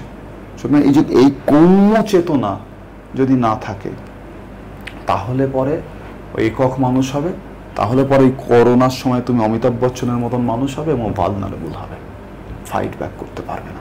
ফাইট ব্যাক যদি তোমাকে করতে হয় তাহলে তোমাকে ওই কৌম চেতনায় আসতে হবে। যে কারণে ওই ফাইটার ছিলেন তো সুভাষচন্দ্র বসু, তাই জন্য উনি আখর সত্যটা জানতেন, জিন্দেগি হ্যায় কৌম কি তো কৌম পে লুটায় যা। আমি আমার পাড়া থেকে কোনোদিন সরবো না, নড়বো না আমি কোনোদিন। আর আমার যখন আমি পাড়া যখন বলছি, তখন ওই আমার চড়া বস্তি, প্রেম বস্তির তলায় পড়ে থাকা মানুষ, যে রিক্সা চালাচ্ছে, যে ঠেলা চালাচ্ছে, যে ওই যেদিন আমি এই 10 বছর বয়স, আমি যখন আমার বাবা আমাকে যে কাবাবটা এনে দিলেন, ওই কাবাবটা যিনি বানালেন তিনিও আমার কৌমের অংশ। আমি যে আজকে এই থিয়েটার করছি, আমি যে ডিসাইড করলাম, ওই সাফদার যে আমাকে ইনফ্লুয়েন্স করলো, তাতে ওই যে কাবাবটা যিনি বানিয়েছিলেন চড়াবস্তিতে তারও কন্ট্রিবিউশন রয়েছে। আমি কন্ট্রিবিউশনকে অ্যাকনলেজ করছি কিনা, হয়তো আমি ওই আমার প্রিভিলেজের জায়গা থেকে এদেরকে আমি এক্সক্লুড করব। আমি কমিউনের নামে আসলে আসলে আস্তে আস্তে আস্তে আস্তে কমিউনাল হয়ে উঠব। আমি কি ইনক্লুড করতে পারছি আমার কৌমের ভাবনাতে মানুষকে? কিন্তু সকলে আছে। আমি যার কাছ থেকে সব থেকে বড়ভাবে ইন্সপায়ার্ড হয়েছি তার নাম নবারুণ ভট্টাচার্য। তিনি এমনকি একটা পর্যায়ে সেটা বলতেন যে আমি অ্যানথ্রোপোসেন্ট্রিক নই। তার যে কৌমের ভাবনা, সেই ভাবনাতে শুধু মানুষই নেই, এমনকি একটা কাঠবেড়ালিও রয়েছে, একটা পিঁপড়েও রয়েছে, কো এক্সিস্টেন্সের কথা বলছেন। আমাকে বলেছিলেন এই কথা, এবং এইটাই মজার, ওটা নবারুণদাকে তার বাবা বিজন ভট্টাচার্য বলেছিলেন, বাপ্পা, নবারুণদার ডাক নাম বাপ্পা, এই যে দেখছো প্রজাপতি উঠছে গাছে গাছে, এই যদি তোমার ভালো লাগে এই প্রজাপতি উঠছে গাছে গাছে, তাহলেও তোমাকে রেভলিউশনের পক্ষে আসতে হবে, বিপ্লবের পক্ষে আসতে হবে, কমিউনিজমের পক্ষে আসতে হবে। আজকের পৃথিবী সেখানেই দাঁড়িয়ে আছে। আজকের পৃথিবীতে সমস্ত গ্রিন পার্টি যারা করত, তারা সব লেফট পার্টির সাথে মার্চ করছে, কারণ তারা জানে যে শেষ বিচারে এই যে কর্পোরেট ক্যাপিটালিজমের যে চেহারা, তা কোনো সবুজ রাখবে না। অ্যামাজন বিক্রি করে দিয়েছে ব্রাজিলের প্রেসিডেন্ট, রাখবে না। গৌতম আদানি কোথাও গিয়ে দুটো গাছ পুঁততে পারে কোনো একটা দিন নীতা আম্বানিকে সামনে নিয়ে এসে, নরেন্দ্র মোদী আসবে, বৃক্ষরোপণ দিবস হতে পারে, কিন্তু সে আসলে তো দেখছে যে দেউচাপাচামির এন্টার ভিলেজটাকে কি করে গাছ তুলে ফেলে ওখানে মাটি খুঁড়ে কয়লা তুলে আনবে। কর্পোরেট ক্যাপিটালিজম, এমনকি তুমি যদি প্রজাপতিও ভালোবাসো, একটা কাঠবেড়ালি ভালোবাসো, তাহলেও তোমাকে এর বিরুদ্ধে কথা বলতে হবে। It's a brutal capitalism. সে শুধুমাত্র পুঁজি ছাড়ার কিছুই বোঝে না। Everything is deal. এমনকি মানুষে মানুষে যে প্রেমের বন্ধন, বিয়ে হচ্ছে, সেটাও দেখা গেল আম্বানিদের ক্ষেত্রে একটা ডিল। সেটাও কি করে বিক্রি করা যেতে পারে এবং কি করে সেখান থেকে টাকা তুলে আনতে পারে, সেইটা ভাবছে সে। একমাত্র লক্ষ্য হচ্ছে এটা। মার্কস বলেছিলেন না যে পবিত্রতার কথা এরা বলে, ম্যানিফেস্টোতে বলছেন যে পবিত্রতার কথা এরা বলে, সেই পবিত্রতাও এদের কাছে কোনো মান্যতা রাখে না। এদের একমাত্র চাহিদা, একমাত্র ভাবনা হচ্ছে আমি ক্যাপিটাল গেইন করতে পারছি কি পারছি না, তাছাড়া কোনো ভাবনা নেই। আমি উদাহরণ দিচ্ছি কিরকম ভাবনা নেই। আমি ধর্ম মানি না, জন্মসূত্রে আমি হিন্দু, কিন্তু আমি হিন্দুত্ববাদে বিশ্বাস, আমি হিন্দু ধর্মের আমার কোনো এ নেই, ধর্ম মানি না, ঈশ্বর মানি না। আমি যারা মানে তাদের ক্ষেত্রে আমার কোনো বিরূপ মনোভাব নেই। বেশিরভাগ মানুষ মানে, তাহলে আমি বেশিরভাগ মানুষকে এক্সক্লুড করে দেবো, তারা খারাপ মানুষ আমি বলছি। কিন্তু এই ধর্ম নিয়ে যারা প্রধান কারবারি, নরেন্দ্র মোদী তাদের মধ্যে একজন, নানা সময় ধরে না যে কি করে এইটা গরু খাচ্ছে কেন, এই কিছুদিন আগেই তো হলো, একজন বাচ্চা ছেলেকে, ক্লাস 12 এর ছেলেকে নৃশংসভাবে হত্যা হলো, মারছে তো। আমাদের সবাই জানা আছে না যে হিন্দু ধর্মের রিচুয়াল যে প্র্যাকটিস, তাতে বাবা মা মারা গেলে, হিন্দু ধর্ম অনুযায়ী, আমি করিনি, কিন্তু বাবা মা মারা গেলে ন্যাড়া হতে হয়, মস্তক মুন্ডন করতে হয় না। হ্যাঁ, নরেন্দ্র মোদীর মা মারা গেলেন কিছু কাল আগে, হয়েছিলেন ন্যাড়া? হয়েছিলেন না, তো দেখিনি। উনি হিন্দু ধর্মের প্রধান ঠেকা নিয়েছেন, এ ঠিক হিন্দু নয়, ও ভুল হিন্দু, এরা হিন্দুত্ববাদের খাতরা, এদের কারণে ও গরু খায়। নাড়া করেনি মাথা, কারণ ওটা পৃথিবীব্যাপী দাড়িওয়ালা চুলওয়ালা মোদি, ওটা ব্র্যান্ড ওর। হিন্দু ধর্ম নিয়ে ওর কোনো মাথা ব্যথাই নেই। তুমি একজনকে দেখাতে পারবে না মা মারা গেছে মাথা নাড়া করেনি। বিহার, উত্তরপ্রদেশ এলাকাতে তো মা বাবাও নয়, বাড়ির সবাই কম বয়সের যারা, তারা নাড়া হয়ে যায়। উনি কোথায় নাড়া হলেন? এবং কেউ একটা বলছে না যে ভাই ঠিক হিন্দু নয়, মা মারা গেছে নাড়া হয়নি, তার কারণ ব্র্যান্ড, ক্যাপিটাল। হিন্দু ফিন্দু সব কিচ্ছু নেই, টাকা লাগবে। ও হিন্দুকে বেচছে, সেখানে ন্যাড়া হলে বিপদ আছে। ও কম্পিউটারে যারা এআই ফেআই দিয়ে ন্যাড়া হলে নরেন্দ্র মোদীকে কিরকম দেখতে লাগবে দেখে ফেলেছে। ওর ব্র্যান্ড ধসে যাবে, তাতে ন্যাড়াও হবে না। ওর দাড়ি রাখতে হবে, চুল রাখতে হবে, রেখে অন্যের খুঁত ধরবে কে হিন্দু হতে পারলো, এইটা এত পার্সেন্ট হিন্দু, এত পার্সেন্ট নয়, এসব ও ঠিক করে দেবে। ও তো প্রথম লোককে প্রশ্ন করার কথা এটা। What is this? তুমি মা মরে গেছে, তুমি নাড়া হওনি, তোমার মায়ের ভূত ফুত ঘুরছে চারিদিকে, আত্মা ফাত্তা ঘুরছে, তোমার ঘাড় মটকাবে, দেখো ঠিক করে। এইটা হচ্ছে সমস্যা, ক্যাপিটাল, ব্রুটাল ক্যাপিটালিজম, ব্রুটাল, কাউকে রিয়াত করে না। তো এর কি একটা ব্যালেন্স অ্যাপ্রোচ? না, ব্যালেন্স হওয়া সম্ভবই নয়। You need to throw them away. বুনোয়েলকে জিজ্ঞেস করা হয়েছিল যে আপনার ছবি এত নেগেটিভ কেন টুয়ার্ডস বুর্জোয়াজি, যে এত নেগেটিভ কেন, এত ডিপ্রেশন, এত ডার্ক, এত নেগেটিভ।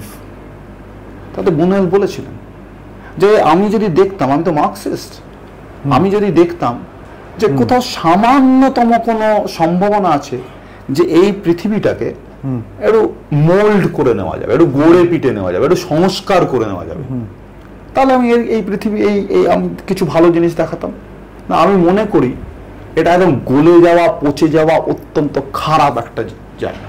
একে কোনো মোল্ড করে নেওয়া যাবে না, একে খোলনালচে বদলে ফেলতে হবে। সেই জন্য আমি এর অত্যন্ত কুৎসিত রূপটাকে ফিল্মে এনে দেখাই।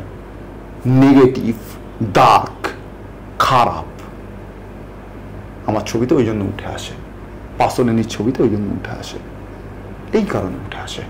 একে কোনো বদল হবে না। কি বদল হবে? মানে মমতা ব্যানার্জির নীল সাদা শাড়ির বদলে লাল সাদা শাড়ি পরবে, তাতে কোনো কিছু হবে না। ওকে একটু সংস্কার করে নিয়ে কিছু হবে না। মানে আমি এই কথাটা বলে দিলাম, সেই জন্য নরেন্দ্র মোদী কালকে ন্যাড়া হতে পারে, ন্যাড়া হয়ে কিছু হবে না। তাদের নরেন্দ্র মোদী থাকবে, ওকে ফেলতে হবে। তাতে মানে ও ন্যাড়া হোক বা ন্যাড়া না হোক, তাতে ওর সাথে আদানি এবং ওর সাথে আম্বানির যে ইকুয়েশন, তাতে কোনো বদল ঘটে না। বদলটা সেইখানে ঘটাতে হয়। তো তোমার মনে হয় না there can be a new Frankenstein? Always there is a possibility. সে সম্ভাবনা সবসময় থাকবে, কিন্তু সেইটাকে ভেবে আমি আজকের সম্ভাবনাকে দেখবো না, এইটা কোনো কাজের কথা হতে পারে না। দেন আমি স্থিতাবস্থার পক্ষে দাঁড়াচ্ছি। স্থিতাবস্থার পক্ষে দাঁড়িয়ে আর্ট প্র্যাকটিস পৃথিবীতে হয় না। বিদ্যাসাগর যখন বিধবা বিবাহ আইন পাশ করানোর চেষ্টা করছেন, তখন কলকাতা শহরে ভোট হয়েছে। উচ্চ শ্রেণীর মানুষ, রাধাকান্ত দেব, এই মানে শোভাবাজার রাজবাড়ি, তার লাটুবাবু, ছাতুবাবু, সব একদিকে। কলকাতা শহরের ওই আজকে ইনফ্লুয়েন্সার তারা সব এক জায়গায় ভোট করেছে। বিদ্যাসাগরের হাতে কটা, মানে 50টা 52টা ভোট, আর ওদের হাতে 700 কতগুলো ভোট। হেরে গেছেন বিদ্যাসাগর।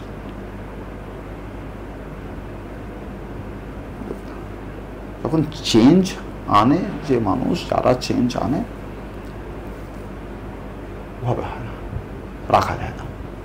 তো তোমাকে ধরো যদি চেঞ্জের পার্সপেক্টিভে একটা হাইপোথেটিক্যাল সিচুয়েশন, যে একদিনের জন্য তোমাকে এই রাজ্যের মুখ্যমন্ত্রী করে দেওয়া হয়, তো তুমি চেঞ্জের একটা ক্যাটালিস্ট কি করে তৈরি করবে, যেটা হয়তো পরবর্তী দিনে আমরা সবাই একটা আশা রাখতে পারি যে আমরা একটা অন্য রকমের একটা সমাজের কি দেখে যেতে পারবো, একটা চেঞ্জ?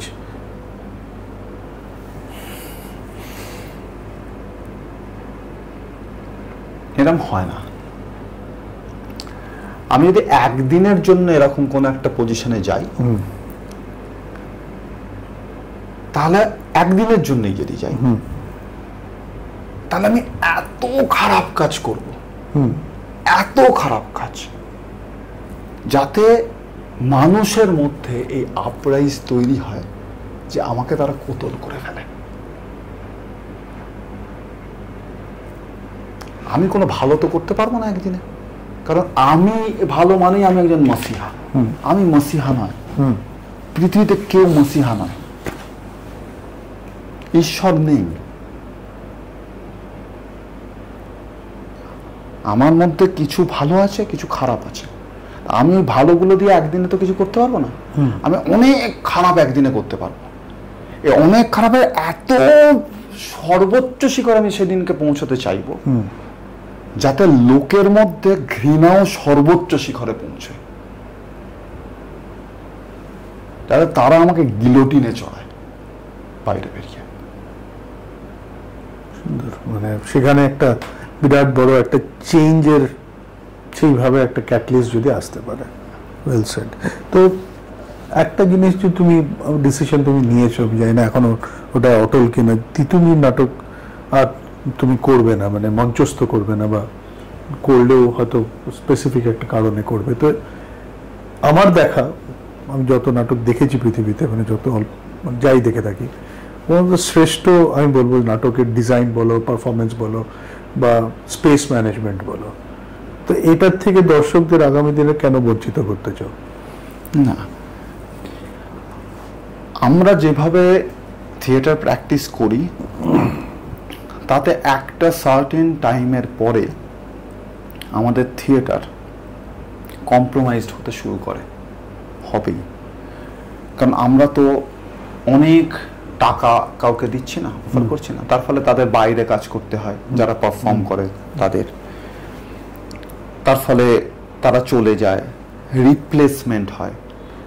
এইবারে ধরো একটা চরিত্র যে করছে সে 3 মাস রিহার্সাল করে তারপর ওই চরিত্রটা সে নির্মাণ করেছে অভিনয়ের ক্ষেত্রে, আর যে রিপ্লেস করছে তাকে সে 2টো রিহার্সাল পাবে, সেটাও পুরো রিহার্সাল নয়, করে সে স্টেজে উঠবে। তো তার ফলে যে 3 মাস ধরে তৈরি করে যে চরিত্রটা করেছিল আর 2 দিন করে যে উঠছে, সে এক পারফরমেন্সের স্ট্যান্ডার্ড নিয়ে উঠছে না।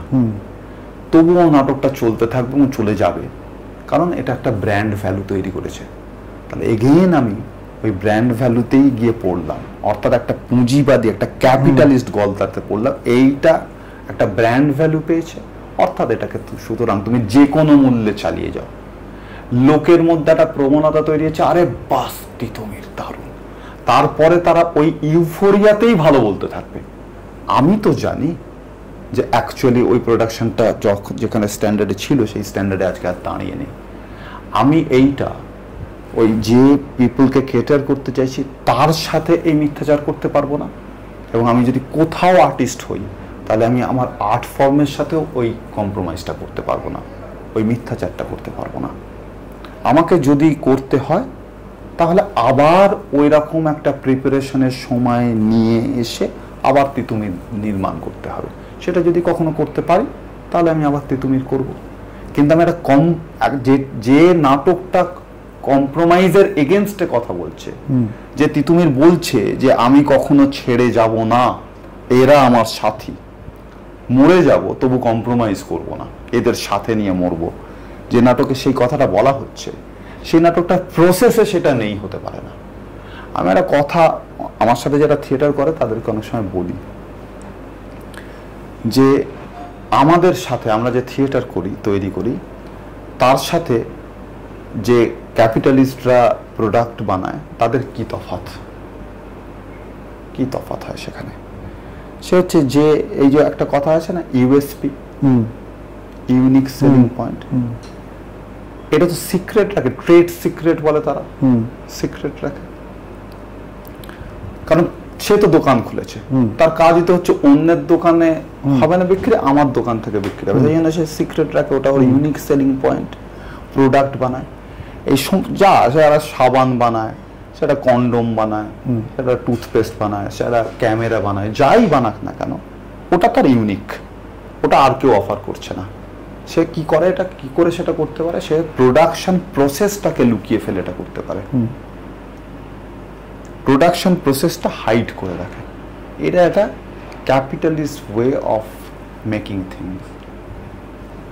আমার কাজই হচ্ছে প্রোডাকশনের প্রসেসটাকেই অফার করা, প্রোডাক্টটা না। Product is not so important, production process is important. আমি যখন একটা থিয়েটার অফার করি তখন শুধুমাত্র প্রোডাক্টটা নিয়ে গিয়ে অফার করি না, আমার ওই জন্য থিয়েটার করি, ইজ সো ভিভিড, মানুষগুলোকে জ্যান্ত দেখা যায়। তার ফলে তুমি তারা কোন প্রোডাকশন প্রসেসের মধ্যে দিয়ে উঠে এলো সেইটা তুমি আন্দাজ করতে পারো। তারা ওই প্রোডাকশন প্রসেসটাকেই অফার করছে, এই দেখো আমরা এইভাবে নির্মাণ করছি থিয়েটারটা, এখানে কোনো লুকোনো জায়গা নেই, কোনো ম্যাজিক তৈরি করছি না আমি। এটা is more relatable to circus, not magic. Magician করে কি, ম্যাজিশিয়ান আর মেসমারাইজ করে তোমাকে, কিন্তু কিভাবে করছে তার প্রসেসগুলো সব হিডেন, তুমি দেখতে পাও না। সার্কাসও তোমাকে, যে ট্রাপিজের খেলা দেখাচ্ছে সেও তোমাকে মেসমারাইজ করে, কিন্তু ওপেন, সে তোমায় দেখাচ্ছে, তুমিও করতে পারো, দেখো। আমি এই চ্যালেঞ্জটা নিচ্ছি, আমি এই রিস্কটা নিচ্ছি, that's why is art, that's why is vivid, সব খোলা রয়েছে, কোনো লুকোনো তাস নেই, আমি কোনো কোথাও ঠকাচ্ছি না। থিয়েটার ইজ দ্যাট, থিয়েটার ওইখানে ভিভিড, জ্যান্ত 6টা মানুষ উঠেছে, তারা শুধু এইটা বলছে না, এই দেখো এইটা আমি তৈরি করেছি, তারা এইটা বলছে দেখো এইটা আমি এইভাবে তৈরি করেছি। আমাদের থিয়েটারে আমরা কিভাবে থিয়েটারটা করি সেটা যেন রিফ্লেক্টেড হয়, তো সেটা নীতা আম্বানি, মুকেশ আম্বানি কালচারাল সেন্টারের থিয়েটার নয়। আই এম প্রাউড যে সেটা নয়। সেটা তো আজকে যদি ধরো তোমার তৃতীয় নাটক কে নীতা মুকেশ আম্বানি সেন্টার পারফর্মিং আর্টসে বলে এসে আপনারা করুন এই নাটকটি, তো তুমি করবে? না, করবো না। তো সেখানেও তো দর্শক, ওই যে বললাম আমি জানি আমি কোন দর্শককে ক্যাটার করতে চাই। রাইট, আমি জানি দর্শক তো বটে, আমি জানি আমি কোন দর্শককে ক্যাটার করতে চাই, আমি কার জন্য কাজ করছি আমি জানি, আমরা জানি রাদার। এটা কোর প্রিন্সিপালে যায় যেটা তোমার। হ্যাঁ, it is not only principal, it is also survival strategy, যেটা আমি বললাম। আমিও সার্ভাইভই করতে চাই, আমি স্ট্র্যাটেজি করতে চাই, কিন্তু আমি কার সাথে বসে করব সেটা আমাকে ঠিক করতে হবে। আমি আমার চড়া বস্তি, পিএম বস্তি, একাডেমি অফ ফাইন আর্টস যেখানে যেখানে করি তাদের সাথে বসে করব, নাকি আম্বানি আদানি তাদের সাথে বসে করব? আমিও বাঁচতে চাই, তাই না? তো তোমার মতে আর্ট কি মানে economics is important for sustainability of art? বিসমিল্লাহ খান সাহেবের একটা কথা বলবো, এই বিষয়ে প্রায় লাস্ট কথা বলে দিয়েছেন উনি। বিসমিল্লাহ খান সাহেব কে বলেছেন যে আরে ভাই বাজাচ্ছি, এত করছি, পয়সা চাই তো। এবারে সবাই জানে যে বিসমিল্লাহ খান সাহেব মানে অত পয়সা চান না, যে কেউ অ্যাপ্রোচ করতে পারে। এটা নিয়ে প্রচুর সমালোচনা হয়েছে। এটা অ্যাকচুয়ালি ইউটিউবে পাওয়া যায় ইন্টারভিউটা, সেখানে ইন্টারভিউয়ার তাকে জিজ্ঞেস করছে যে আপনি এরকম বলেছেন যে সকলে বলছে যে এখন বিসমিল্লাহ খান সাহেবও টাকা চাইছে, বিসমিল্লাহ খান সাহেবও পয়সা চাইছে। তাতে বিসমিল্লাহ খান সাহেব বলে যে मैंने बोला था कि पैसा भी चाहिए, मैंने ये नहीं बोला कि पैसा ही चाहिए। একটা ছোট্ট তফাৎ, पैसा भी পাওয়ারফুল আর पैसा ही। আমি বলছি হ্যাঁ টাকাও চাই, কিন্তু আমি বলছি না টাকাই চাই। আমাকে বাঁচতে হয়, বেঁচে আছি তো। ওই যে শ্রাবন্তী বললো না, আমাকে ঠিক করতে হবে, আমাকেও ট্রাভেল করতে হয়, যেতে হয় নিশ্চয়ই, কিন্তু আমার ওই কতখানি কোনটা নিড আর কোনটা গ্রিড, তার মধ্যে আমাকে একটা ডিফারেন্স তৈরি করতেই হবে, নিজের জন্য তৈরি করতে হবে যে কোনটা নিড আর কোনটা গ্রিড, কোনটা প্রয়োজন আর কোনটা লোভ।